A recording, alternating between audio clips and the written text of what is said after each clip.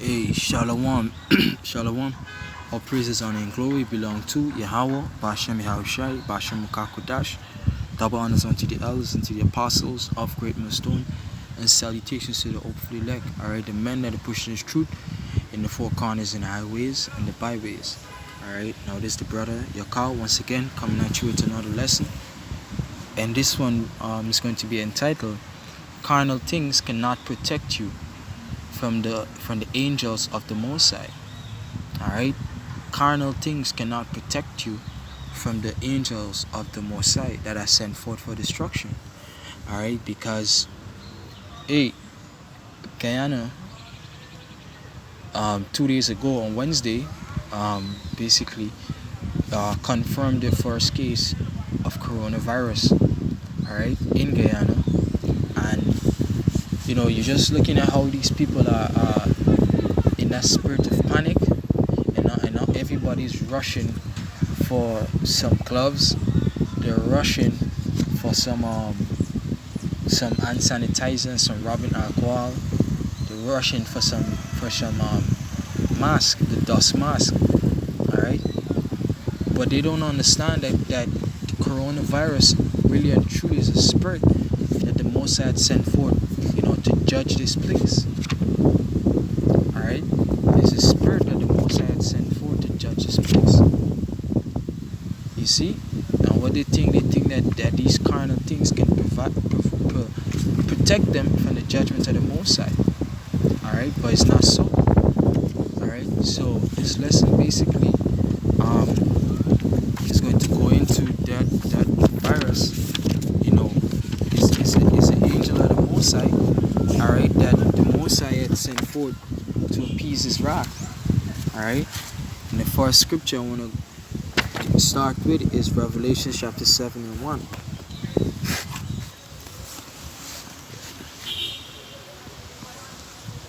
Revelation chapter 7 verse 1, it says, "And after these things I saw 4 angels standing on the 4 corners of the earth, holding the 4 winds of the earth, that the wind should not blow on the earth, nor on the sea, nor on any tree.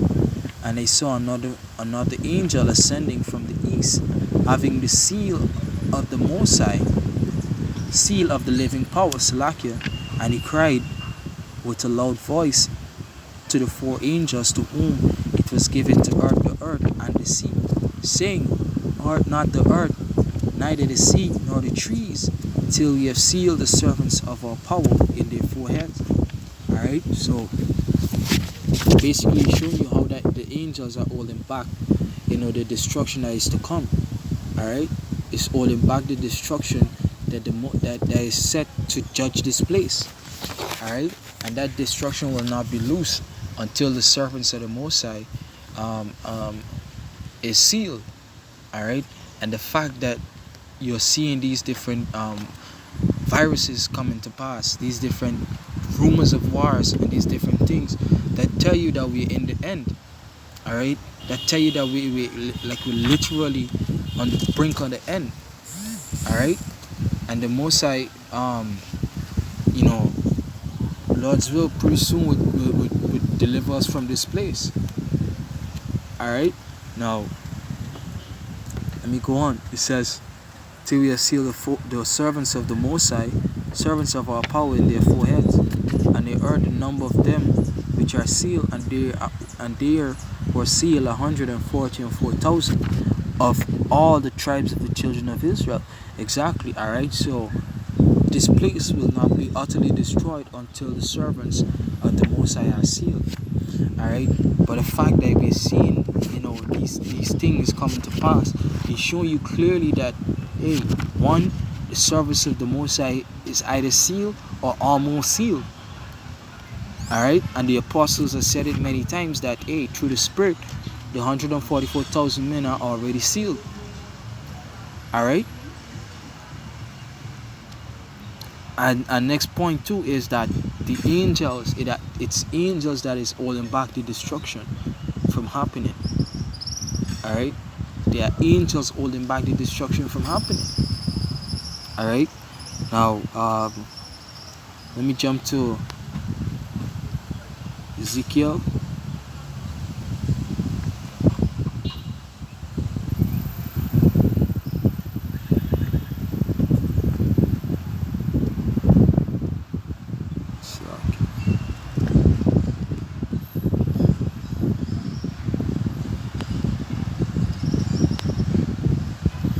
Slacky. This is Ezekiel chapter 9 and verse 4.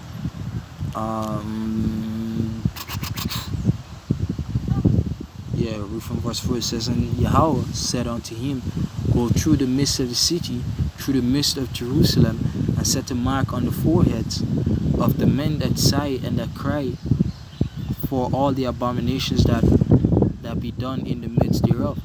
Alright? It's going into what? The men, the prophets of YAHAWASHI, the men that go out there week in and week out to prophesy the downfall of this place, to tell these people of their transgression, like the scripture say in Isaiah 58, that cry aloud, spare not, and show my people their transgression.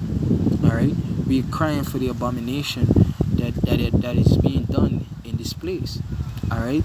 You have countries that are legalizing homosexuality, that are pushing for transgenderism. Alright? And Guyana is no different. You see? Guyana is no different. Guyana is right there following the lead of America. Alright? Now it says, that be done in the midst thereof. And to the others he said in my hearing, Go ye after him through the city, and smite, let not your eyes spare, neither have ye pity. Alright? And how the angels are going to smite this place? The angels are going to smite this place through famine, through plagues, through different pestilences. Alright? You know, the angels are going to smite this place through World War III. Alright? Different through the teeth of wild beasts. All these are different methods in which the angels would use to smite this place. Alright? And one of them is the coronavirus. Alright? Which is all there's nothing but YAHAWASHI sending destruction upon this place. Alright? Because these people are too fucking comfortable. Alright? They are comfortable. They think that they get everything figured out. Alright? It says, And to the others he said in mine hearing, Go ye after him through the city, and smite, let not your eyes spare, neither have ye pity. Alright? The angels are not going to have pity. Alright? The angels are not going to have pity on you, regardless of your age, regardless of your status, regardless of your situation. As long as you're not following, YAHAWASHI, alright, as long as you're not taking heed to the warning that the Most High had given you through the mouth of his prophets, alright, as long as you're not sealed with that mark, or that mark is not upon you, the angels are being given strict order, strict commandment to go through the city and smite. Alright? With no pity, with no mercy. See, it says, slay utterly old and young, both maids and little children, women, but come not near any man upon whom is the mark, and begin at my sanctuary. Then they began at the ancient men which were before the house. Alright? And there's a point that, the angels are going to go through the city and smite. Alright? They're going to smite regardless of age, regardless of gender, regardless of a status. Alright? Regardless if you're born, regardless if you're free, the angels are being sent to do a job. Alright? And they're going to do exactly that. Alright? Now, the point that I made was that Jeremiah chapter 15 and verse 2. Alright? This is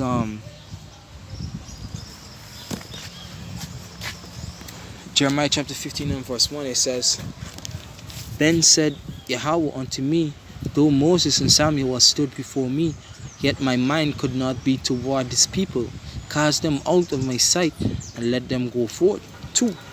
And it shall come to pass, if they say unto you, Whither shall we go forth? Then thou shalt tell them, Thus saith Yahweh, such as are for death to death, such as are for the sword to the sword, such as are for the famine to the famine, and such as are for the captivity to the captivity. Alright, 3. And I will appoint over them 4 kinds, said Yahweh, the sword to slay, the dogs to tear, and the fowls of the heaven, and the beasts of the earth to devour and destroy.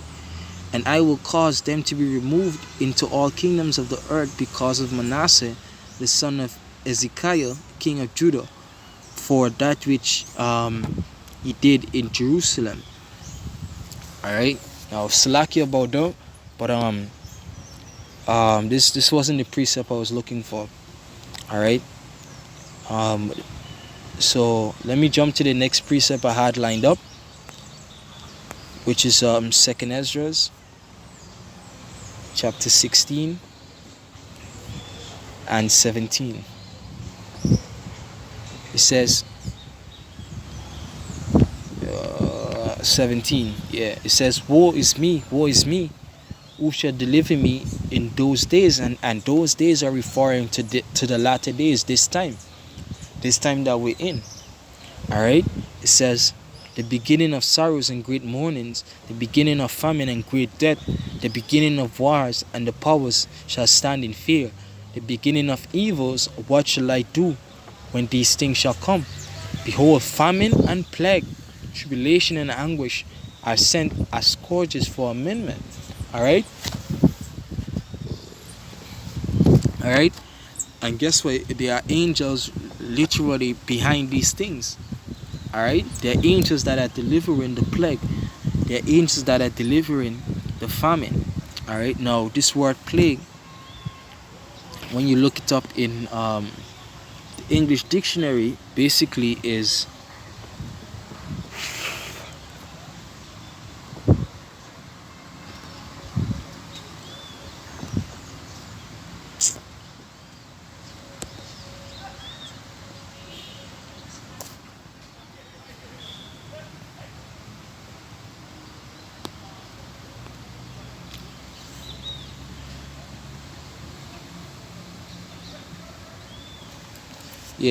plague, says, often used with, sometimes capitalized, the plague, the bubonic plague, the pestilent disease caused by virulent bacterium Yersinia pestis. Alright, so basically it's a disease. Alright, the word plague go into disease and sicknesses. Now it says an epidemic or pandemic caused by any pestilence, but specifically by the above disease. Now if you look up the word pestilence, it says an epidemic disease that is highly contagious, infectious, virulent, and devastating, which is what the coronavirus. Alright, you see how this virus is spreading quickly, how highly contagious it is. Alright, so basically that word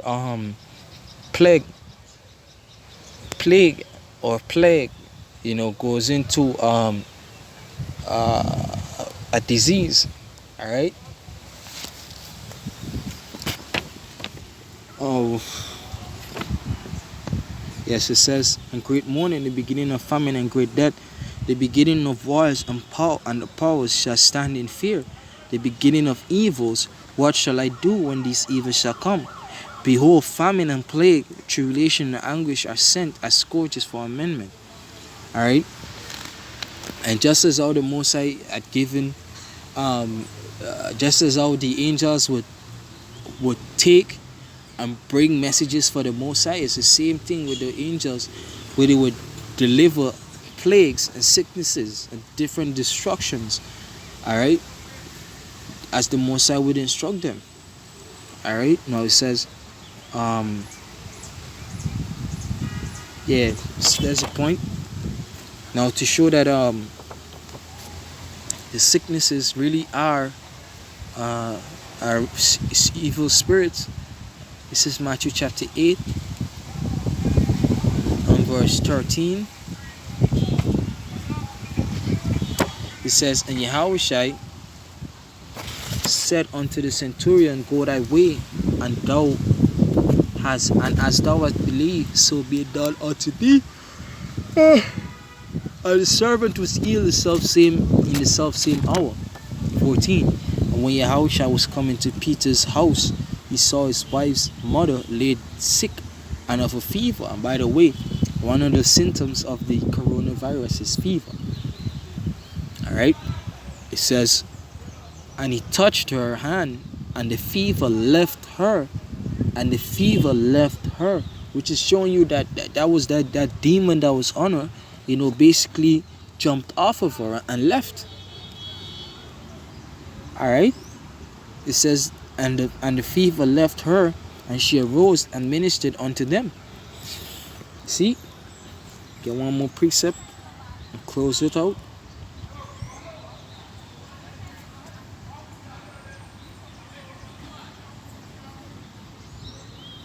Yes, Sirach chapter 39 and verse 28, it says, there be spirits that are created for vengeance, which in their fury lay on sword strokes.